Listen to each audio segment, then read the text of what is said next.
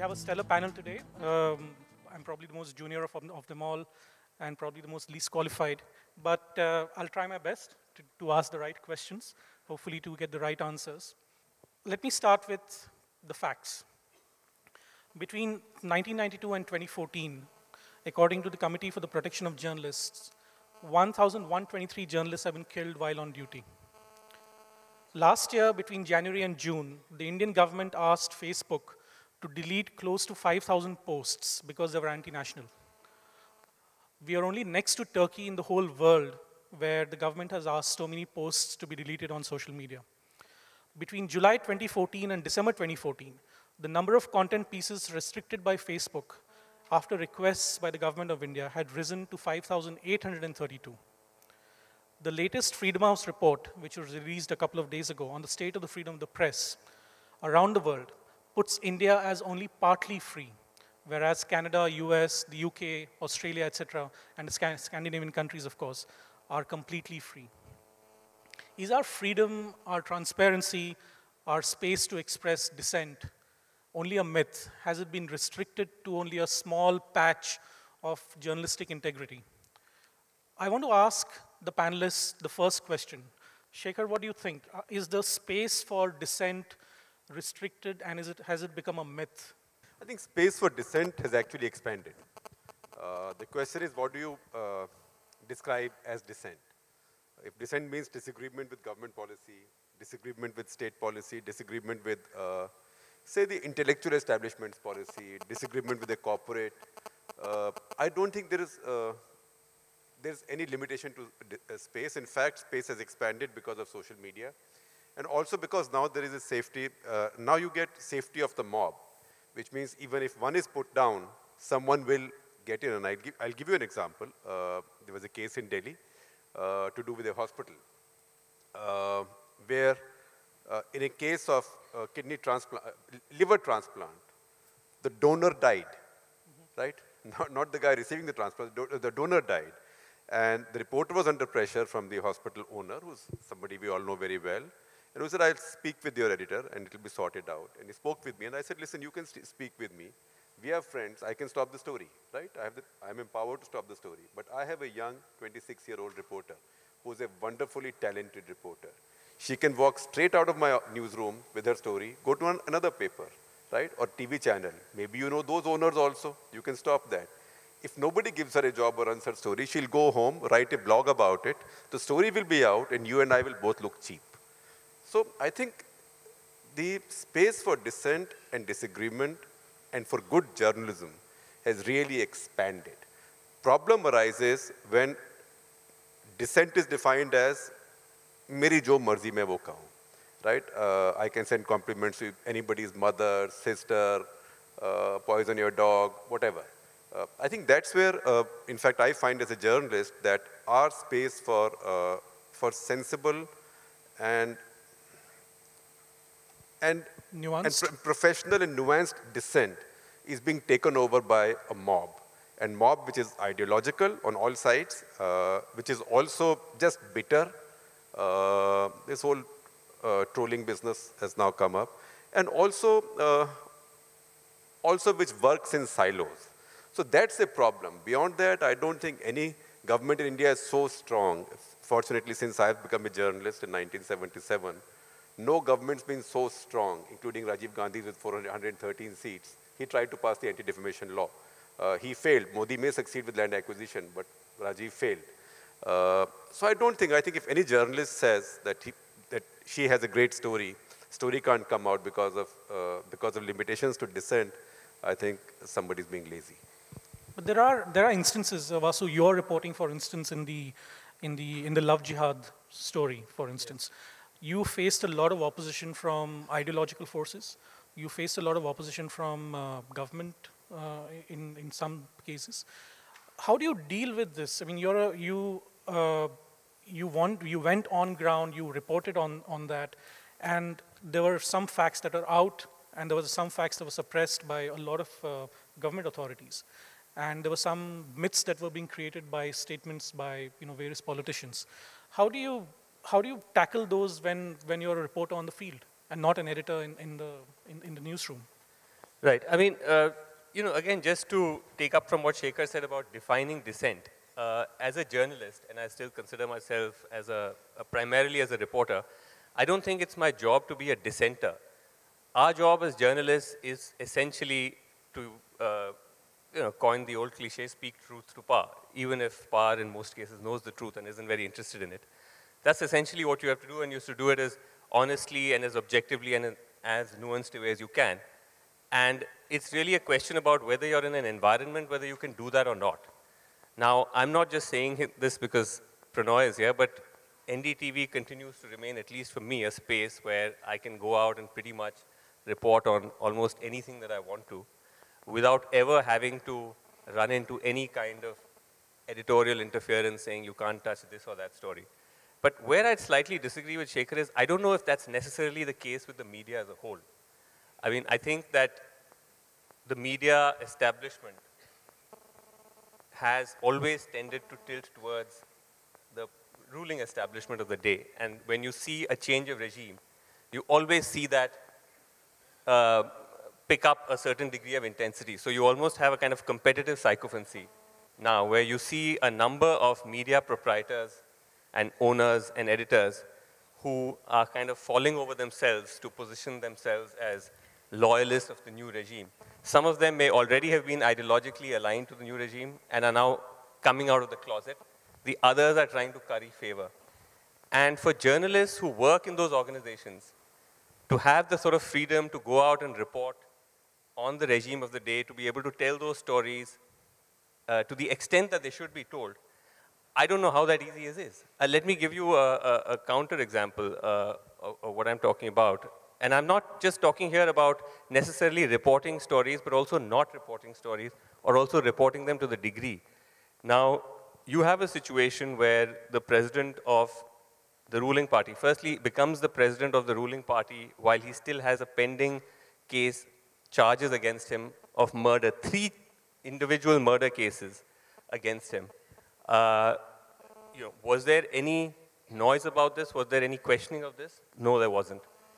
Then that gentleman is discharged in December of this year. The manner in which that happened, again, we won't get into it because this was, at the end of the day involves the judiciary. But leave that aside. The CBI has 3 months to challenge that in an appeal. The 3 months pass.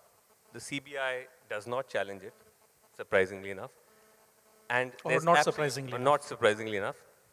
And there's absolute silence. You didn't see that story anywhere. You didn't hear that anywhere. Now just imagine if the reverse was true. Suppose Sonia Gandhi was appointed president of the Congress with 3 murder charges against her, and then 3 months later, after she's discharged, the CBI doesn't challenge, you know, that appeal. And the noise that would have around that, not just the noise of the fact that there was no challenge, but the fact that there was complete media silence.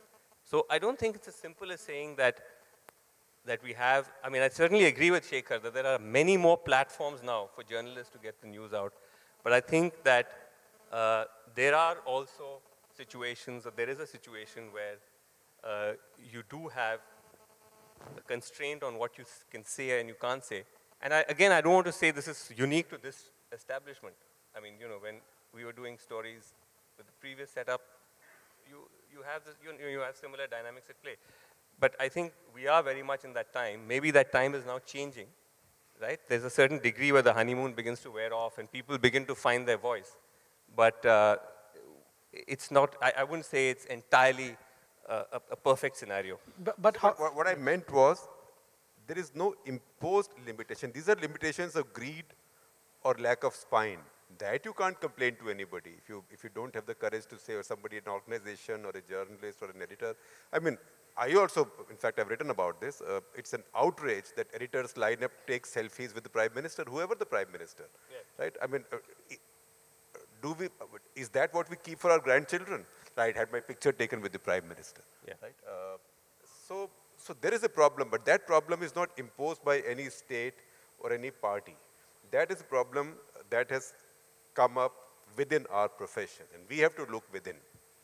in a sense that it's journalists who are responsible for their own safety or, you know, their own voice, so to speak, in this case? No, in this case, in many cases, journalists are looking at something, right? It may be something as innocent as access, or to be able to say, oh, Prime Minister acknowledges me, or the Prime Minister comes to my event. So these are all things that have to be dealt with at an editorial level. Krishna, your magazine has been consistently been anti-establishment, especially during this regime, and you face a lot of opposition, with your reporting and with the kind of stories that you've put out, especially some covers that have come for some kind of, well, not dissent, but surely some kind of criticism. So how do you deal with that, and what do you tell your reporters when they're out on the field and they get your story, and it's maybe anti-establishment, it may be anti-individual, and the individual may be in power, he may be extremely powerful, he or she, and you get that story. How do you deal with that versus the noise that is taking place outside on social media, on ideological platforms? I completely, totally disagree with Shekhar on this whole issue of dissent, because I think we are confusing dissent with freedom. I think there are two very distinct things, and I think we can't get confused about it. There's no question that the space has expanded. There's no question that the media has exploded since 1994, 95. But I cannot tell you that the space for us to say and do the kind of things we should be doing has grown. In fact, I will posit before you a very straightforward theory at this point of time. If we were to have emergency declared at this point of time, if we were to have censorship declared at this point of time, I would argue with you that it might not even be on page 1 of our top newspaper. I'm saying that things have gone far beyond the established paradigms of dissent and censorship and freedom. What has really happened is that at one point of time, the state was the predominant enforcer of consent. And what has really happened since 94, 95, especially post-reforms, is that it's no longer just about the state, it's about institutions, it's about newspapers, it's about ownerships, it's about editors. In fact, I would go so far as to say that some editors themselves are great obstacles in getting dissent across. So I would argue to you that what has happened in the last few years is really quite dangerous. And quite frankly, if we are not alarmed about what's happening, we'll be quite shocked. I think the brand leaders, whether they're newspaper or television in this country, have set such low benchmarks. It's shocking. I mean, we seem to have, post-liberalization, got into the whole spectrum of serving up news to suit audiences. It seems to be as if we only appeal to a certain SEC A, SEC B kind of audience, and that seems to be, deciding the way we cover the great issues of our times.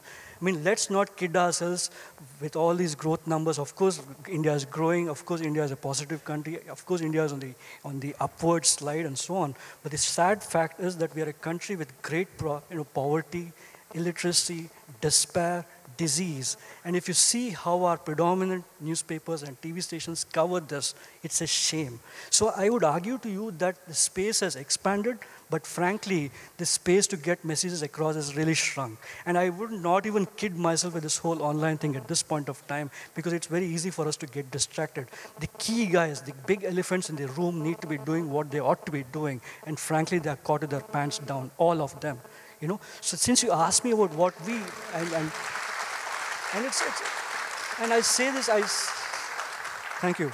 I say this because, I think we are, as Vasu very rightly said, what's really happened since 95 in particular, and post this government coming in, is that business and politics is being wrapped around the tricolor. I mean, I don't know if you saw an extraordinary editorial written by Mint newspaper the day after this government went after Priya Pillai. I mean, you could say that it's the newspaper's freedom to air that point of view, but to couch everything around the tricolor, to couch everything around India, to couch everything around Indianness, I think is quite dangerous a path to be on. And you're seeing examples from Pakistan and Bangladesh and Sri Lanka, and God forbid if it were to happen in India, that this were to explode at some point of time. So we need to be very careful. The greatest editor-in-chief of this country, and I mean no disrespect at all, the greatest editor-in-chief of this country said, I have no desire whatsoever to conceal from this court that to preach disaffection towards the existing system of government has become almost a passion with me. Sedition in law is a deliberate crime, but it appears to me to be the highest duty of a citizen. Guess who said that? Mahatma Gandhi, 1922. Wow. You know?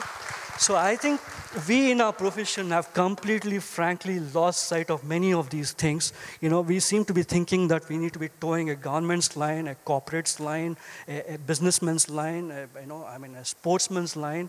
You know, we just seem to have lost sight of it. And frankly, when I say that, I mean the big guys. What are the big guys doing in this country? You know, the number of stories you hear in Delhi and the number of those stories which make it to print or on TV is disproportionate. And that's which is what Vasu was talking about. There are all these factors at play. Yes. There are all these factors at play. So it's no longer just about the state. And of course, the state comes across and hits you with a big, ramrod. But the fact is that it's gone beyond the state. It's become institutional. It's become ownership. It's become editors. And it's also become non-state actors like extremists and fundamentalists and so on and so forth, who seem to be dictating terms happily to us. And we seem to be very happy taking that. Gurbir made a very, very fine point, and I think he spoke very briefly about it. The fact is, ownership in this country has gotten so dodgy, whether of newspapers or websites or TV stations, that you don't know what agenda is being pushed. So what kind of freedom are we talking about, and what kind of dissent are we talking about? So I think when as a magazine we approach these stories, I would argue to you that as a magazine we've been anti-establishment, not just with BJP, but also the Congress. You know, we've also done the strongest anti-Congress stories. Let's not forget who broke the Radia tapes. You know, so we've done that. We've taken on everybody. But the point is that as a newspaper, as a TV station, as a magazine, we need to hit everybody across the board. I know this audience might be shocked to know that I sat at a meeting last year with the editor of one of India's top newspapers. And let me not say which one that is. And the discussion was, what is the angle, what is the point of view that the paper now needs to take with a new government in power? Can you imagine that discussion at the New York Times? Can you imagine the New York Times thinking, oh, Hillary Clinton might come to power, how do we change our views? It seems to be that we seem to be changing our views as we feel fit, as the market wants us to feel fit. And the market is playing a really bad, terrible role in this whole process. Thank you. Minister Prabhu, we've had three journalists talking very nice things about your government, not necessarily about you. But you've also, you've also come into government only recently, in the sense that you joined the BJP only recently. You're now a establishment person. How do you see the difference, how media has approached stories when you are not part of the establishment, and now that you're part of the establishment, what kind of change do you see? Krishna and Vasu made a very important point about stories that are not printed rather than stories that are printed. According to me also, stories that are not printed are perhaps more important than stories that are printed, because we don't know what goes under the radar rather than which is on the radar. How do you see, as a representative of the government, how do you see that? Largely, the role of the media has to be anti-establishment, normally. Otherwise, if it is a democracy, obviously the media has to give a contrary view, because otherwise it will be one of the state-owned newspapers. That's how we have got Pravda in the old USSR times, or something like, so we don't want that to happen, and that's why we actually have such a proliferation of media business. In fact, when you talked about corporate and others, the media is also business. So, and if you really look at it, the fastest growing segment of a business, the service industry, is media and entertainment. I don't know whether they should go hand in hand, but that's how it is described. So, in fact, this is one of the... Some would say media is entertainment. So, this is one of the fastest growing segment of a business, particularly in the services sector. So, media has to be, obviously, there is a proliferation. So, people have an aptitude for it. If you go by the market wants it, then that's why it's growing, and that's why the corporatization of media is happening. So, it's inevitable and welcome. There's nothing wrong in that. So, anti-establishment part of the media is not something we should really be concerned about it. They have to be anti-establishment. They give a contrary view, so we understand it. But what I feel is anti-establishment. Establishment is, what is establishment? Is it only related to government in office? The political class, is it establishment? Or if you, for example, if one party loses the power and the other party comes to power, is the party losing power becomes anti-establishment? Or a party which you think, that now we are trying to take a particular position against a government of party because the ruling party is establishment, the other party is not establishment. Try to expand this argument to what is establishment. If you look at it, I don't think India, we can say 5% people pay income tax. Is this establishment? You can say, now it has little bit increased because of, thanks to the new initiative. But anyway, this is what is establishment then? Then are we all establishment or we are anti-establishment? So because we may be reporting against establishment, do we become part of anti-establishment? Or we are also part of the establishment? If you really look at it... Minister, I'm sorry, but I think we're confusing some, semantics out here. I think Krishna Prasad and, Srinivasan and Shekhar made a very relevant point in the sense that when there is a change in regime, especially Krishna, when he said, when there is a change in regime, why should a newspaper or a TV channel or a website or a Twitter personality, for instance, why should that person change his or her views? Or why should the newspaper change? That, of course, is a exclusive domain of the editorial people, so I would not go into that. But what I'm just saying is, look at it like this. Essentially, media becoming not pro-government is always something which I don't think anybody should try to induce media to become pro-government. But when you talk about anti-establishment, I was just trying to talk about what you really mean by anti-establishment.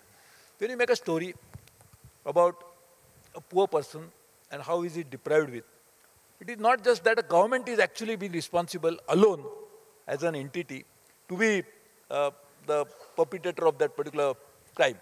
It is an entire system that has gone up.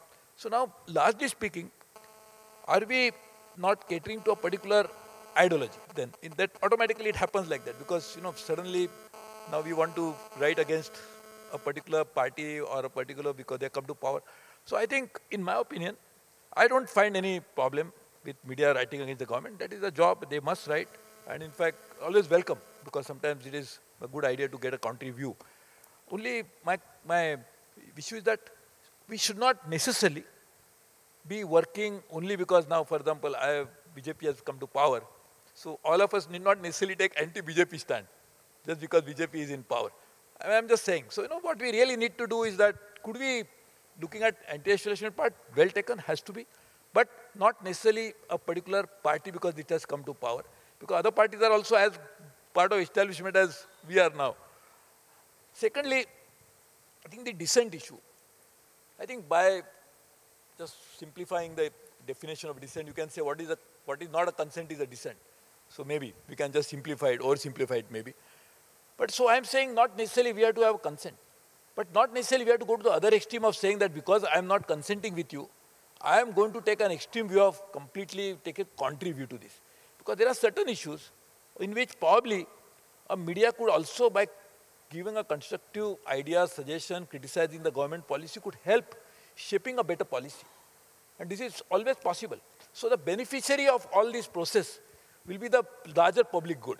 And that is what I'm sure all of the media people are trying to report about, to achieve a larger public good.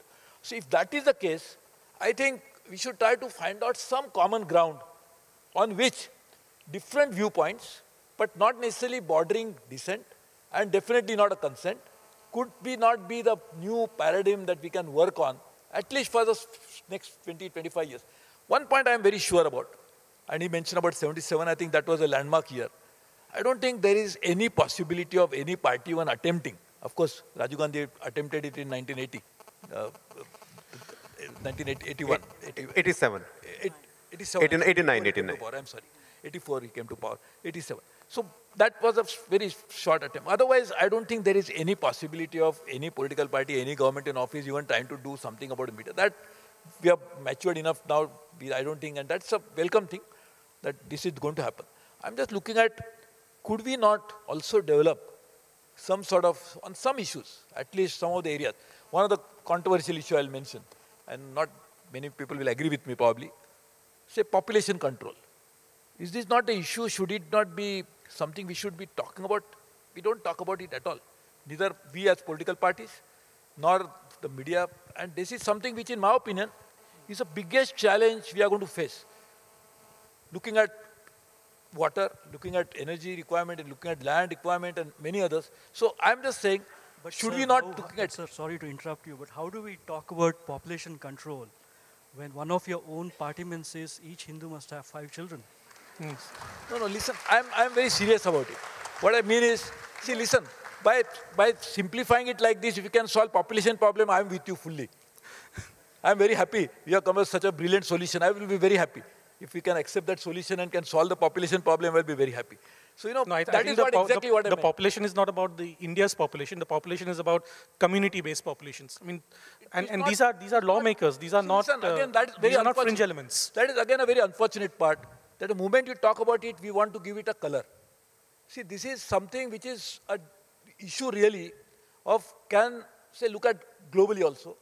Everybody realizes, you know, this climate change debate and everywhere else we talk about 7.5 billion people, which are going to be 10 billion people. Is it sustainable? Looking at India's context, 2.2% of land, 4% of water, is it something which is possible? But when we talk about it, it might get a political color of you are trying to talk about it because you have that hidden agenda about that community. I think why should we try to bring that in? Rather than that, why not focus on a very real basis? Is it not an issue? So that's what I meant really was that maybe an issue like this could be an area of agreement of working together. That's what I meant. No, I just want to say that I think trying to come back to the debate that we're currently having about whether or not there is a greater degree of freedom to be able to say what you want to as a press. And to take up from what Shekhar said, that Shekhar, you seem to suggest that this is largely a form of self-censorship or of different people competing to be who will be the town crier, as Mihir Sharma said in his column. But it's not as simple as that. I mean, the media doesn't... Mihir Simon Sharma. Mihir Simon Sharma, correct. Doesn't operate in that sort of a vacuum. I don't think it ever has. I mean, if you have a prime minister who says, or who uses terms like news traders to describe the media, if you have cabinet ministers who use words like prostitutes, if you are operating in that environment, if there's a whole definition which the government now seems to be placing about what constitutes national and what is anti-national, which doesn't just apply to Greenpeace, but also applies to the media. I mean, each establishment draws its boundaries, and then it's for the media to decide where it wants to place itself in relation to that. But it's not as if this is entirely something that is brought on just by your own volition. This is also a function of the atmosphere you're operating in. First of all, to your specific question of the New York Times, New York Times will hold such editorial meetings, but only when the Republicans come to power, right? Because as long as Hillary Clinton comes to power, look, America to that extent is very transparent. New York Times, Washington Post endorse presidential candidates. How many times have they endorsed a Republican candidate? So that is very clear. In fact, the moment a Republican comes to power, they will have such a meeting and they will say, now how do we deal with this government? I'm not saying that's a good thing or a bad thing, irrespective of which side I am on. So they do not pass that test. Second, your question of establishment. Yes, media should be anti-establishment. But can any one of us, can any editor, can any owner, can any media organization, the Press Council of India, the Editors Guild of India, anything, information and broadcasting minister, God, any God you pray to, can anybody define for all journalists that this is the establishment and you have to go against it? What is the establishment? Establishment, definition of establishment keeps changing all the time. Definition of establishment varies from issue to issue. Definition of establishment varies from state to state, city to city. When Congress was in power in this country, in this state under Prithviraj Chauhan, I thought Shiv Sena was the establishment in this city, not the Congress government. Similarly, when the Anna movement was, in fact, I was asked this question many times, why is the Express arguing with the Anna movement? And why is the Express arguing with Arvind Kejriwal and Aam Aadmi Party? You are the anti-establishment paper. I said, because you are the establishment now. Because they had power that the government of the day did not have. And what happened? It doesn't matter. We got a lot of gali, we got a lot of abuse. 500 meters from my office, Arvind Kejriwal picked up a copy of the Express and effectively instigated the crowds at Ramlila Maidan to come and storm my office. And I told him, I said, I have a newsroom full of young people. 80% of them are women. Something happens to them, you will be responsible. You are instigating mob violence. And then he came to meet me, and that will answer your second question, because everybody is guilty. किसी के हाथ दूध से धुले हुए नहीं है. आप सबने वही खेल खेला है. He came to see me, and he said, look, I understand that you have disagreements with us, but the line that your paper has taken on our movement, have you checked with your marketing department how that's playing in the market? So I said, Arvind, you think I'm making a Bollywood film? And do you think I'm running an entertainment channel or running a TV serial? I'm sorry. News is what news is. And we can have our views. We can disagree with you. The point is, everybody has learned to play this game, including Arvind Kejriwal, who everybody in the media who hated the BJP at that point supported and hated the Congress party because he was seen as the new hope. No questions were asked about him. Nobody read the text of the Jan Lokpal bill, which is impossible to pass. Under this constitution, it's impossible to pass. Nobody read his 75-word pamphlet called Swaraj, which I call Arvind Chitrakatha, because it says, restore India to the glory of Vaishali in 332 BC, right? And Magad will fight Vaishali, etc., etc. Nobody read any of that because he was the darling that day. And because he was the darling, the power he used, one besides threatening people, was access. So just think, who are the two editors, older editors, who have weekly, in one case more than a weekly TV show, with whom Arvind Kejriwal has never appeared in an interview. And they were the only two who questioned him, because that's his way of getting even with you, that I will not give you access. So I said, fine, it's your right. Give me access, don't give me access. Anybody is right. So these are things that you have to deal with. The definition of establishment keeps changing. Definition of establishment, I will tell you, today I agree with you that, that media let the whole Amit Shah thing pass, and media should have raised questions, right? But at the same time, when the previous government spent 10 years, right, they assigned an officer to that case with the sole purpose of getting them somehow convicted or disqualified from fighting elections. The month that officer was to retire in CBI, is a nice guy, but the month he was to retire, he's a Muslim, the month he was to retire, he was appointed Vice Chancellor of Jamia Millia University. Which media in the country questioned this? When we questioned this and we said, look, you appointed a general for Aligarh Muslim University, you appointed a retired cop for Jamia Millia, why don't you appoint a retired general or a retired cop for JNU? Right? That is when he did not get his job, because the very fact that you did this destroyed the credibility of the entire investigation process which had taken place. So what you can see is one establishment was incompetent. They were not able to fix these guys. The other establishment proves ISEC incompetent in a qualified sense. The other establishment was super smart. They got their guy out. But Shekhar, this is somehow precluding the fact that, at least as far as I'm concerned, I'm assigning values to the BJP versus the Congress, which I'm not. For me, there is no essential difference. We're right now in a BJP government, and therefore we're talking about them, because that's the experience of the past 8 months. But we are in agreement over that. Huh? We are in agreement on that. Yeah, so this is, I don't see any difference as far as both are concerned. But you know, and see, as far as abuse is concerned, frankly, nobody's been abused as much as me, at least on this panel, right? I'm with this. I'm not so sure. No, I'm 100% sure, including by you, right? Selectively quoting from this and that on your blog. Sometimes I call you and say, boss, ye theek nahi hai, factually theek kar do. So it's fine. Abuse never killed anybody. You know, I had a manager in my office who used to deal with our union. So our union, whenever they had demands, they come Friday evening outside my window. Fridays is when I used to write my column at Indian Express. And they shout, Murdabad, mar jao.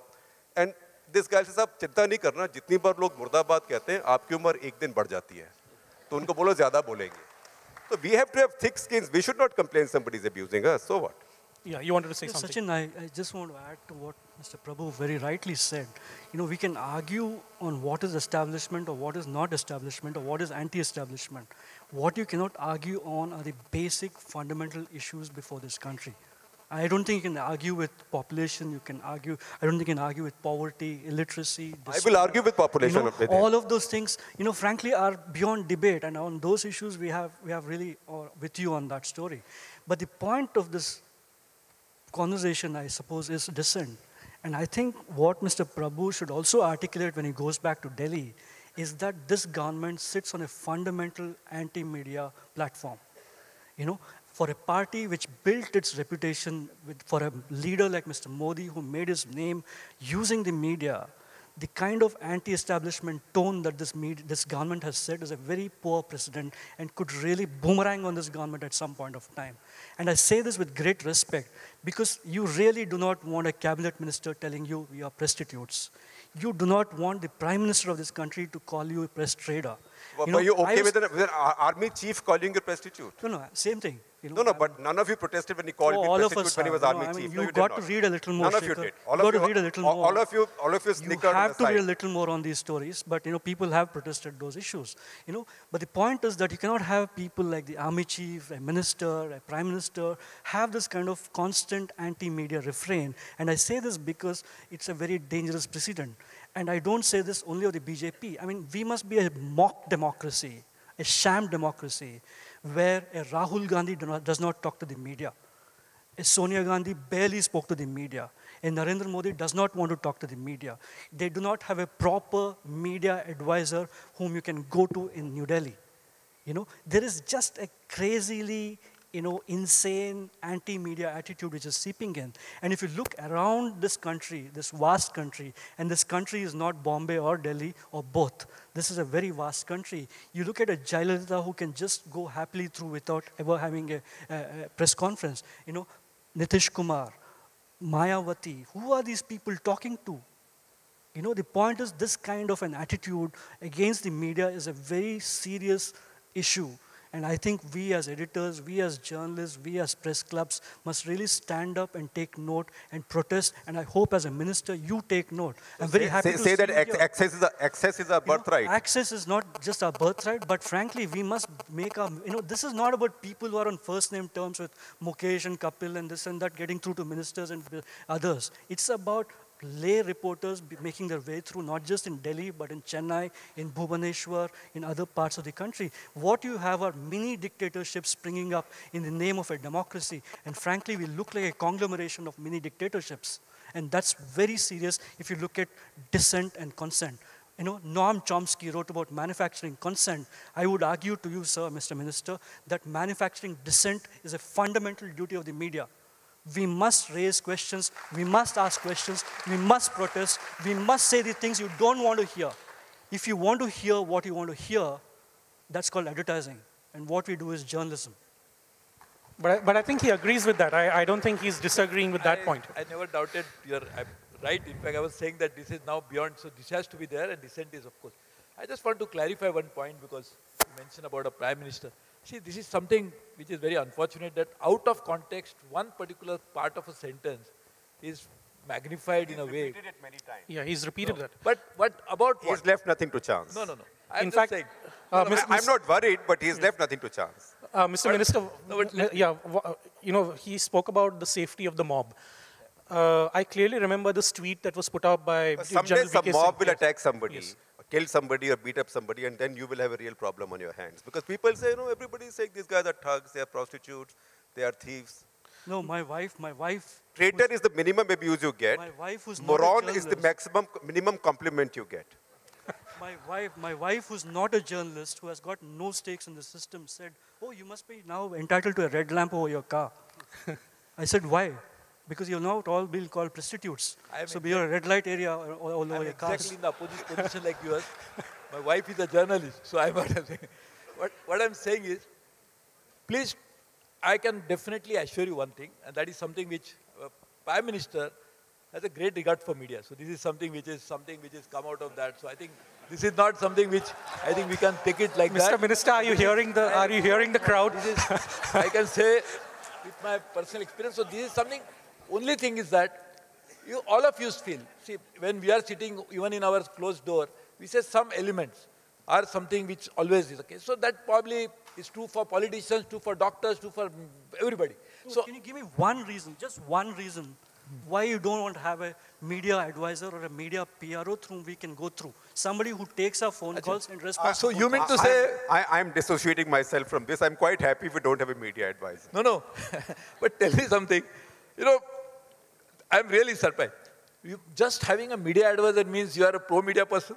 No, that's not the point. No, The point is who do you go to in this See, the government? Prime Minister is communicating all the time with, and what is the job of a media advisor is to communicate. No, sir. Twitter is not communication. Twitter is a one-way device. No.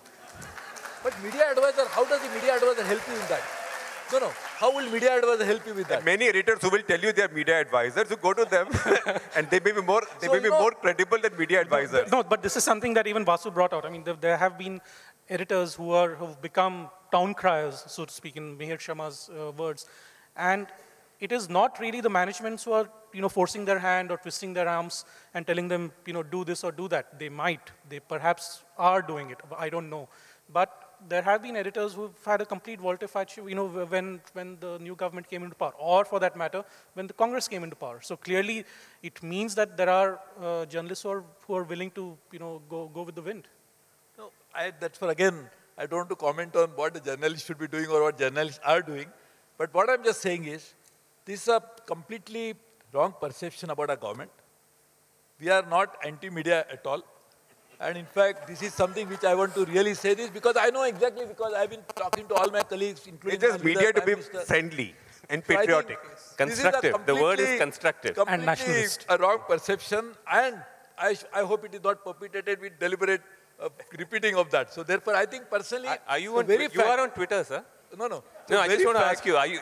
Senior. I know you have a Twitter handle, but do you spend time on Twitter? No, I know. But the very fact that this government, in fact, is coming out with all sorts of communication all the time. I don't think any minister would have told you that we don't want to meet the media. In fact, I can see more ministers of this government on the media than the previous government. They don't tell you they don't want to meet you, but they tell you of the kind of stories that they'd like you to do, and hint at the consequences if you don't. No, Let me put it like that. No, Vasu, listen. I'm older than you. Which minister did not? Which minister said, do a story against me? Every minister tells you that, do this story, I've done such a wonderful job, but this guy, my cabinet colleague, is a useless fellow, right? And he will also tell you that is the skill that you guys have. But having said that, only one factual correction, Suresh. I think the worry is about population. It's a... Mr. Narayan Murthy says, in God we trust, the rest of you bring data. So look at data. Look at 2011 census. India's population growth rate now is 1.4 per thousand, right? It is really low. And the way things are going, not because you are running an aggressive family planning program and catching people from buses and figuring out what faith they have, and either giving them a shot of, to get them to produce more children or to what they used to say in Haryana during the emergency, connection kaat diye, right? Uski zarurat nahi hai. The fact is, as India is becoming less poor, as people are developing a greater stake in the system, as more women are going to school, birth rates are coming down. Today, India's birth rates are a full percentage point, 100 basis points, as bankers say, lower than those of Pakistan. And by 2030, the way things are, even without making any controversy of it, India may get zero population growth. We are nowhere near replacement level. By 2030, you will get there. I'll just tell you. Today's projection of our population growth will be somewhere between 1.6 billion to 1.8 billion by 2050. That's because your guys are counting Muslims. I'm sorry, as moderator, I have to stop, curtail this discussion on population because we really I understand. I'm just one short point is. Yes. No, I understand. That's why we'll have I'm sure we'll do a cover story on that, so we'll talk about it. But again, the minister's telling you what to do. I'm saying, what is the problem? Population is, when you have such natural disaster, India, if you exclude India's mountains, deserts, and all the water bodies, India is one of the highest population density country.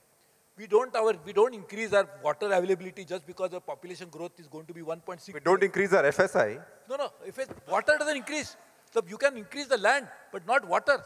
So what I'm saying is, there are natural resource constraints. So that was the only short point. We'll discuss some other time. All right. Thank you, Mr. Minister. Thank you, Krishna. Thank you, Vasu. Thank you, Shekhar, for being here. Thank you, Manika, for calling us. And sorry for running out of time. Thank you very much. I'm so sorry to have to stand here like this policewoman and ask you all to wrap up. But unfortunately, much as we would have liked to continue this discussion on the limits of population growth, I want to thank Sachin Kalbag, Shekhar Gupta, Krishna Prasad, and Srinivasan Jain for that fabulous discussion. But more than anybody else, I want to thank the Minister, Suresh Prabhu, who has braved an auditorium full of journalists. He is the only politician here. So please, a round of applause.